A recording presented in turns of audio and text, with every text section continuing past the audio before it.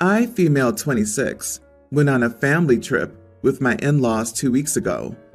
Mother-in-law always thought that I was a bit ignorant and backward, and that just because I come from a lower class family compared to hers, I have no etiquette. After we arrived at the hotel, they arranged to visit a fancy restaurant for dinner. My husband avoided telling me, and I learned it last minute after he had already gotten dressed. I asked where he was going, and he said that he and his family were going to eat out, but I wasn't invited because his mom assumed that since I wouldn't be familiar with the food and how to eat it there at the restaurant, then I should just stay in and eat at the hotel. I didn't argue. I just let him go, then packed and took the first flight home. He returned to the hotel, freaked out, and called many times. And when he found out that I had gone home, he blew up and called me ridiculous and irrational to do this. He even said that I acted ungratefully and embarrassed him in front of his family after he begged to have me go on the trip. We argued, and he started giving me the silent treatment after we came home. Moreover, his family indirectly criticizes me on Facebook for what I did. Did I overreact? Am I the idiot for going home after my in-laws excluded me from dinner at a restaurant? Edit. He didn't even mention what type of food they ordered. The family didn't plan on having me come along, but my husband, like he said, begged them to invite me. This isn't just with me. My brother-in-law's girlfriend wasn't invited as well. They paid for my expenses, so I didn't want to act like I was needy or something. What the heck did I just read? The only response should be, not the idiot. Your hubby is a massive idiot for not standing up for you, for going behind your back to a meal in a group vacation, for being surprised and upset that you left that vacation to go home, and is now giving you the silent treatment? Honey, I've never said this to a post, as it's just a snapshot of a relationship, but this relationship is toxic. You need to leave and not look back. He's never going to support you or choose you over his family. WTF? You are so low class you can't eat at a nice restaurant? What does that even mean? Run, run, run. The whole proper fork situation was dreamed up by middle-class new money to try and feel exclusive and elite. Aristos have poor people chew the food and place it in their mouths like baby birds because they screw those middle-class people, thinking they have the right to swallow nutrition. The irony is that your in-laws' boorish behavior of excluding you in such a way, and for such extremely lame classist reasons, is probably the lowest class thing they could do. Also, I hope this gets said in a lot of these comments. You definitely have an SO problem. He should have shut that garbage down when it started spewing from their mouths. OP, you need a new husband. His family is toxic, and he should have stuck up for you. Either you both go, or neither. He didn't just not stand by you. He actively participated in excluding you. I hope you don't plan on having children in this family. Will they be second class in the family or just you? I always think of the scene in Pretty Woman where she doesn't know what utensil to use to eat escargot, and the rich oil tycoon, or whatever, sees she's out of her depth and shows her it's cool to eat them with her hands. People with real class will show you the ropes and be excited to share new experiences with their kid's partner. Not only would I have gone home, once there, I would have packed up my stuff, got divorce papers, and left. He is not worth staying married to, and his entire family are monsters. I, 21 female, have been dating my boyfriend, 26, for 3 years now, and we have a son who's a young toddler. Not too long ago, my son said his first word, and I decided that now might be a good time for me to teach him Polish in addition to English. I've been speaking in Polish to him for the past few days, and I know he won't learn it straight away, but in a few years, he might be fluent. However, when my boyfriend saw me saying Polish words to him, he said that I should stop. I asked him why, and he said that it would be unfair if we could communicate with each other in a language he couldn't understand. He even said Polish wasn't a useful language to learn like Spanish or French. I acknowledge this, but I've continued to do it, even though my boyfriend has asked me to stop. I feel guilty, but I want to share my first language with my child. I also feel hurt that he doesn't care about my language. Unfortunately, he doesn't like my parents, and they don't like him, and he isn't interested in ever visiting Poland, so he doesn't have the incentive to learn Polish. Am I the idiot? I see why your parents don't like him. A 24-year-old knocked up a just 18 teen? Crap. This is one of those stories where I read it and want to go, I know what you think is the issue here, but I'm pretty sure this is just the tip of a messy iceberg.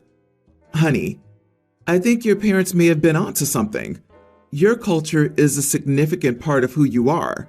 If he does anything less than embrace who you are 100%, you need to think about that. Do not let him strip that part of you away. And there's no downside for a kid to learn a new language, especially when they learn it from birth. He said it would be unfair if we could communicate with each other in a language he couldn't understand. Boo-hoo! Then he better hurry up and learn Polish then. Your boyfriend doesn't have the right to dictate what language you speak to your child in. Further, it is good for children to learn multiple languages and cultures. Your boyfriend is being a controlling idiot. He sounds so insecure, like they'll be talking trash about him right in front of him, just because they can speak a language he doesn't. Like, why would he expect his girlfriend and his kid to talk bad about him? Your child had two parents, and learning two languages at that young age is incredibly beneficial. Time for this dude to download Duolingo or another language app and get started. I lost my wife, Lana, 20 years ago after the birth of our son. Lana and I were childhood sweethearts who saw ourselves growing old together. She was my everything. But during her pregnancy, they discovered she had cancer, and because she was already terminal, she dedicated the final months of her life to giving birth to a healthy son and ensuring that he and I would be okay. She died hours after he was born. I always knew I would consider myself married until I passed away. This was difficult for my family to understand. I was 26. They felt like I was young enough to bounce back fast, remarry, and continue life with a new family and love. But that never held any interest for me. I've never taken off my wedding ring. I've been asked out over the years, and I've always said no. And if pushed, that I'm married, and people rarely ask questions. Over the years, my family has introduced me to women who they think could be the one to change my mind. It's something we've disagreed over. They even asked my son if he wouldn't like a new mommy when he was little, resulting in no contact for a while. They eventually apologized. My sister and her husband celebrated 30 years of marriage last month, and they threw a party with family and friends. My sister invited a friend of hers who I had never met. She started talking to me during the party and mentioned that my sister said we'd be perfect for each other and that she was excited for us to spend time together after the party. I asked her what she meant by that, and she said we were going out to dinner, just the two of us, right after. I told her I never agreed to that, and I told her I was married. She got the idea that I was divorced. I told her my wife had passed away many years ago, but I considered myself still married. She was shocked, and afterward, my sister was angry at me. She told me I made her out to be a liar, and her friend was hurt that she tried to set her up with someone who was so hung up on someone else. I told her I had made it perfectly clear I would not be dating, and that she was the one who gave her friend the impression I wanted to date. She told me telling people I'm married when I'm not anymore is wrong, pushing people away and giving them the wrong idea. I left early because she wasn't willing to let it go. Afterward, my brother-in-law said my sister meant well, and I have to understand where the concern comes from because even though I found my own happiness, it's not how my family wanted me to be, and they worry even more now that my son is in college. Am I the idiot? I'm a widow, It's only been 4 years. My mom was widowed twice. My first dad died while she was pregnant with me. Mom told me we stay married in our hearts, souls, and minds. I found that no one understands that. I do. You're not the idiot all the way. It's nobody's business how long it's been. You're married. Period. If no one understands, too bad for them. Time is relative. 4 years later, it feels like I just found his body, again and again. Take care. I'm terribly, terribly sorry. Your wife must have been as amazing as you. Be strong. Your sister is a huge one, as is the rest of your fam who messed with your son over this. Are they trying to imply you'll be lonely? Even if that were true, again, not their darn business. Not even if eventually you change your mind, especially if you do, that isn't their business. And then trying to force it is rude, condescending, meddling, patronizing, and crosses several lines and boundaries, which you seem to have been extremely clear about. I won't judge you if you go no contact with your sister and her dumb boyfriend. I know they're married, but his comment is just dumb boyfriend material. Your family needs to accept your choice. My soon-to-be ex-husband is the 4th family member with the same name, so for purposes of the story, he's John Allen Smith IV. It is very important to the family that the firstborn son is named that. His grandfather, father, and himself all have different nicknames, but still, their legal full name is the same. Not sure what would happen if one didn't have a son. It hasn't happened yet. Another important note, my soon-to-be ex had chemo in his 20s. It destroyed his chances of having kids naturally. He froze his sample prior, and we've used IVF 3 times. This was his last viable sample. So anyway, my soon-to-be ex and I were still together when I got pregnant. When we found out it was a boy, he asked if we could keep up the tradition. While my husband's name isn't one I love, I don't hate it, and we settled on a nickname for it that I liked, so whatever, it's cool. Then soon-to-be ex began having marital issues. He had an affair. I filed for divorce. I still planned on naming our son, which we agreed on. I also agreed with soon-to-be ex that he could still be in the delivery room. My soon-to-be ex didn't attend the birth, despite numerous people, including his mother, trying to get in contact. He acknowledged a text I sent after the baby was born, but never came to the hospital. Furious and hormonal, I decided to name my son what I always wanted if I had a little boy. It's not similar to my husband's name or the nickname we landed on. I gave the baby my soon-to-be ex's last name, as it's also mine, and I have no plans to change it, as I built my small business around it. He finally came by when my son was a week old.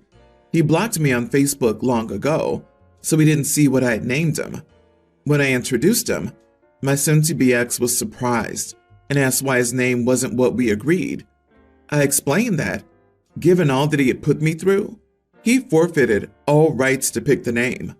He was angry and left not long after. My soon-to-be ex's family says I was wrong to do this, and I broke tradition. He'll never have another son to do this with. I broke a multi-generational cycle. They claim I should have gone along with it. Even some of my family said it was cold. Am I the idiot? Not the idiot. It's their tradition, but you're a baby. If he can't even be bothered to be at the birth, what will he be like co-parenting? The minimal effort is to show up, and he didn't do that. So he lost the right to have a say in the matter. He had an affair. He ruined his own life. Why should you be expected to name your child after a cheater? Exactly.